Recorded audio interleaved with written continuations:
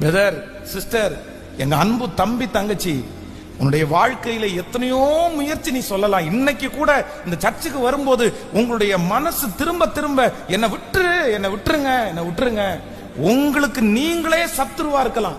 உங்களுக்கு நீங்களே உங்களுக்குள்ள சொல்லிட்டே இருக்கலாம், இல்ல இனி என்னத்த போய் முயற்சி எடுக்க போறேன், இனி என்னத்த போய் நான் வாழ போறேன், இனி என்னத்த போய் நான் செய்ய போறேன், இனி ஒண்ணுமே இல்லை என் லைஃப்ல அப்படின்ற அளவிற்கு நீங்க கடந்து போகலாம்.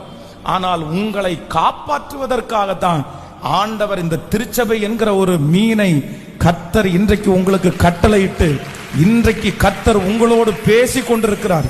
உங்களுக்கு ஒரு வாழ்க்கை இருக்குது, உங்களுக்கு ஒரு ஊழியம் இருக்கிறது, உனக்கு ஒரு எதிர்காலம் இருக்கிறது, உனக்கு ஒரு மகிமை இருக்கிறது, உனக்கு ஒரு புகழ்ச்சி இருக்கிறது, உனக்கு ஒரு மேன்மை இருக்கிறது. கர்த்தர் உங்களை வைத்திருக்கிற நிலைமை வித்தியாசமானது.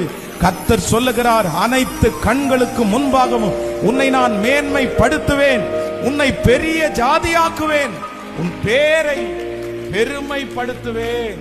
சோ இவ்வளவு பெரிய இந்த மோசமான எண்ணத்துக்குள்ள இந்த யோனா வருகிறதற்கு முதல் காரணம் என்ன அப்படின்னா, அவனுடைய வாழ்க்கையிலே ஏற்பட்ட ஒரு மிகப்பெரிய தோல்வி.